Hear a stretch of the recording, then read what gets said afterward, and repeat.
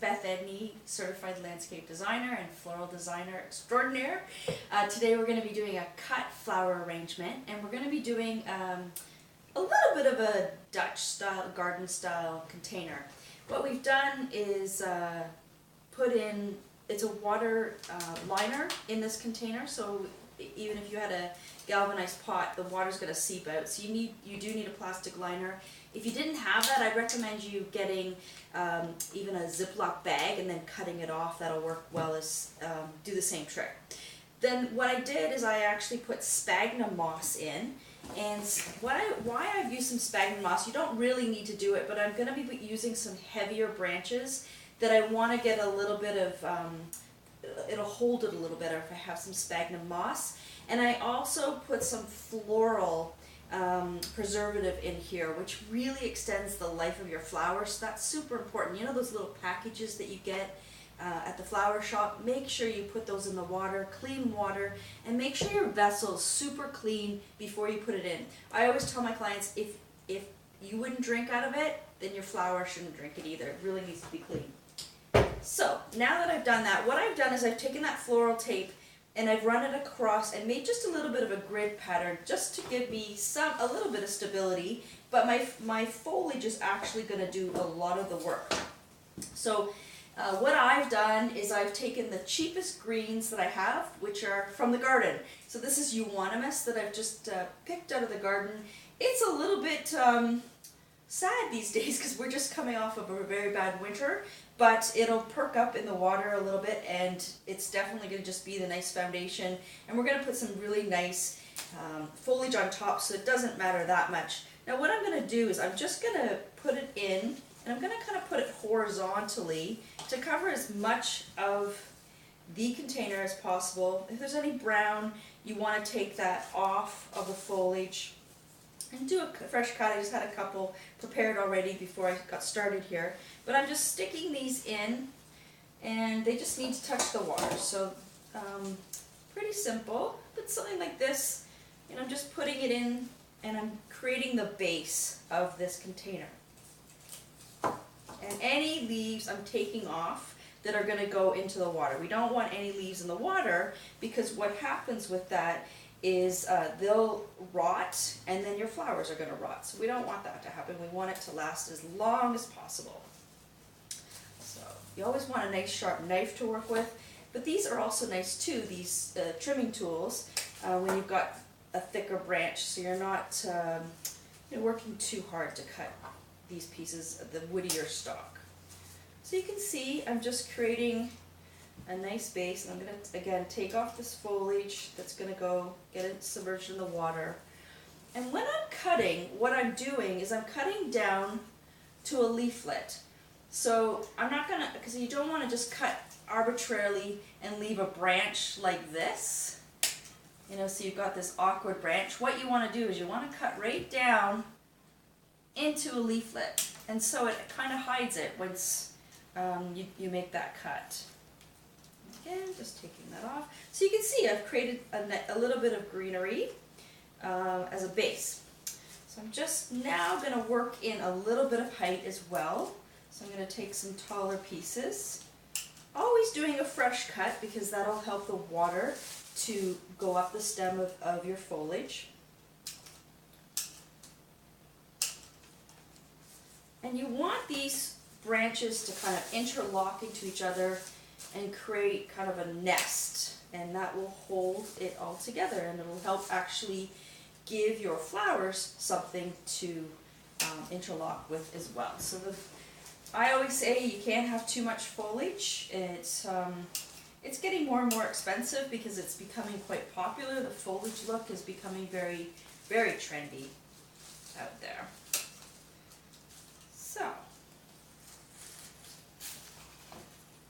So you can see I've got a nice foundation happening, and now what I'm going to do is I'm just going to move that out of my way for now so I can get to my other stuff.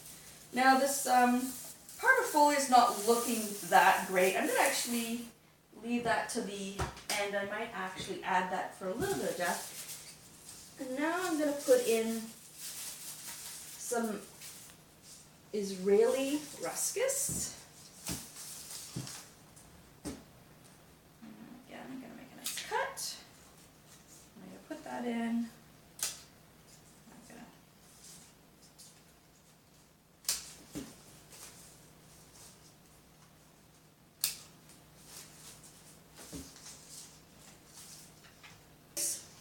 Even on the back side, I like to have it so it looks fairly nice. I don't want someone to look at my back of my arrangement and go, oh, she forgot to fill that in, and you see any of my mechanics. We don't want to do that. So now I'm actually going to take it here, and these ones I'm doing just a grouping of. One side of the arrangement I'm having the Israeli ruscus with a little bit of height. So I've got that. And I'm going to use, this is the Italian ruscus. It's way more expensive. It's like double the price of your Israeli. And you can see it's much finer. It's got, you know, almost more of a wispy-like look to it. And a finer leaf. So, and it has quite a bit of rhythm to it. You can see it's got a little bit of movement. So I'm putting that in. A little bit of height, and we'll see how we make it with that. So my focal flower is actually the hydrangea. This is an antique hydrangea. It's absolutely gorgeous. And so what I'm going to do is I'm taking off, I took off the foliage. But what I'm going to do is just take off the leaves because I don't want that to suck up the moisture.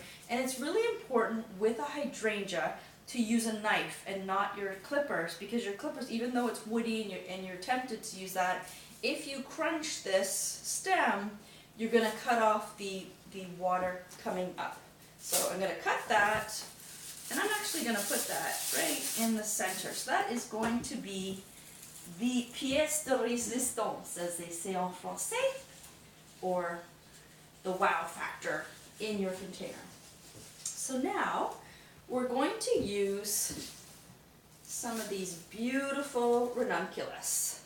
So these ones are absolutely fabulous because they have a super thick stem. So a lot of ranunculus are very, very fine and kind of wonky, and that can add to your design too. But in this case, these are just so beautifully straight and thick that I'm going to have a little bit more control with these. So you can see.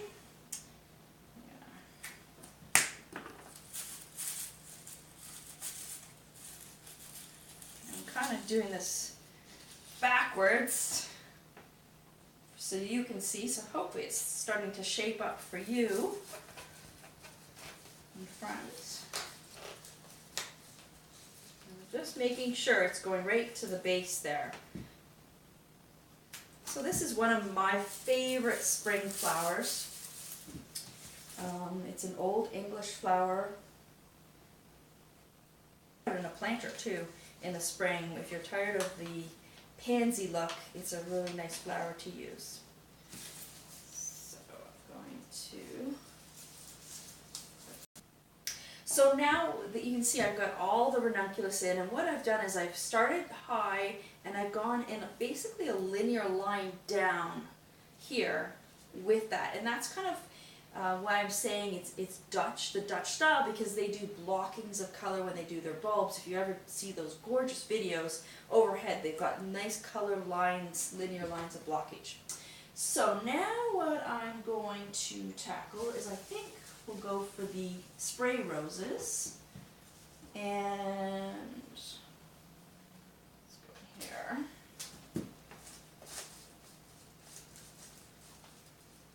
I'm going to let the ranunculus play the starring role. So they're going to be the tallest, and I'm going to put the spray roses in beside, but they're going to be just slightly staggered lower.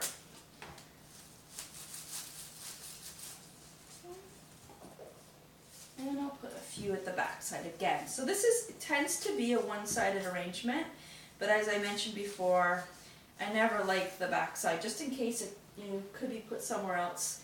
I want to make sure that it's pretty from the other side too. So now what I'm going to use, it's one of my favorites. It's called a rice flower. And I guess it gets its name because it looks like little tiny, little tiny clusters that look maybe like rice. And so it's a great filler plant. You could use it as a filler, so I can take off these foliages and put them in individually, so I could do that. And I think maybe that's what I'll do. I think maybe I'll put them all in at the side here. So we'll go along. And I'm not actually too worried with these about cutting them, recutting them. I'm actually going to just put them in without doing a recut, because these will actually dry really well. So I'm just going to put them in. So I'm just going to turn it so you can see what I'm doing here.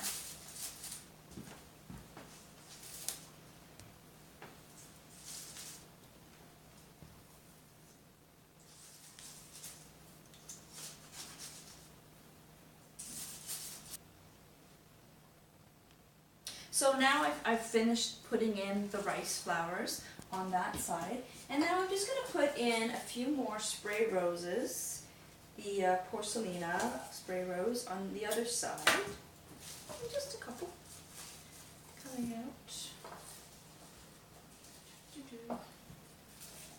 It's always important to have a really sharp knife. It makes your life much easier when you're cutting your flowers. And again, just make sure those foliages are off. And it goes in. And maybe one more. There we go. And now what I think I'll do is to balance out the Italian ruscus, is I'm going to just put in a few cherry blossoms on the other side. So again, I can use probably my secateurs for these. Put that. And if we're lucky, if all goes well, forcing branches is very tough, but these should make a lovely display when they come out.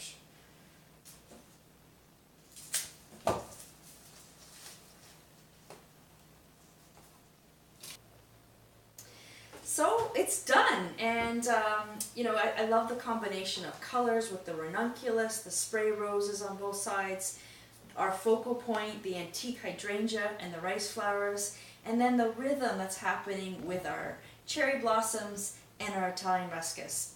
So, you know, you really want to keep this well watered. You don't want to put it in a sunny location, as cool as possible. It's going to make it last longer.